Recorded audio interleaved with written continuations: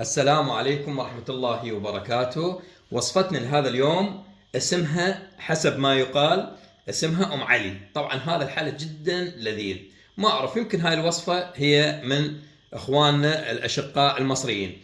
مكونات هذه الوصفة طبعا يسوونها بالكرواسون وكثير معجنات، لكن اليوم أنا راح أسويها بورق البقلاوة. هذا ورق البقلاوة زاد عندي، سويت بقلاوة زاد عندي، دخلته للفرن حمصته بهذا الشكل. شوفوا هذا هسه محمص عندي. ايش نحتاج؟ عندي هنا هذا لتر من الحليب، عندي هنا قشطة، هذا حليب مكثف، سكر مبروش، جوز الهند، فانيلا، مكسرات، اي شيء يعجبكم. هذه الوصفة ما بيها قياسات ثابتة، انتم تقدرون تتحكمون بها لانه كلش سهلة ولذيذة جدا.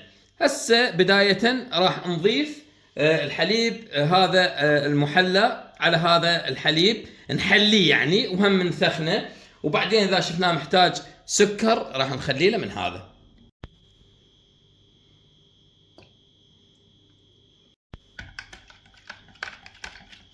بعد ان ضفنا الحليب المحلى هسه راح نخلطه بهذا الشكل ونتذوقه، نشوف حلاته شلون صارت. اذا محتاج حلا نضيف له سكر.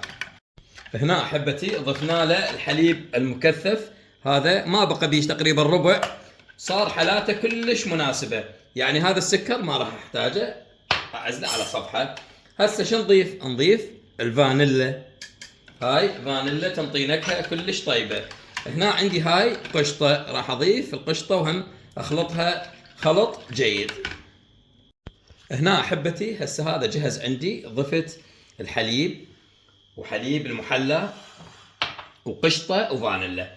هسه نجيب هذا ورق البقلاوه المحمص اللي حمصناه بالفرن، نضيفه كله هنا، نضغطه هالشكل بحيث حتى كل كميه تصير عندي بهذا القالب البايركس.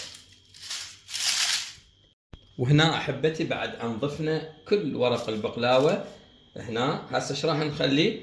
نضيف له مبروش جوز الهند بهذا الشكل. الكميه غير محدده كيفكم، بهذا الشكل. انا راح اضيف له هذا القلاص كامل. تمام. هسه شو نسوي؟ نضيف الحليب الى ان يتشبع، واذا يحتاج نضيف له بعد، بس ان شاء الله هذا يكفيه. وهنا احبتي بعد ان خلينا كل المواد، هسه نروح نخليه بالفرن. النار بالبدايه فقط من الاسفل، واخير شيء نقدر نشغل من الفوق شويه حتى ياخذ الوجه لون او ينشف. ورجعنا لكم احبتي بعد ان طلعناها من الفرن، وبسم الله ما شاء الله تبارك الرحمن. طبعا اتمنى تجربونها، راح ازينها بالفستق الحلبي بهذا الشكل، واتمنى ان شاء الله تنال اعجابكم.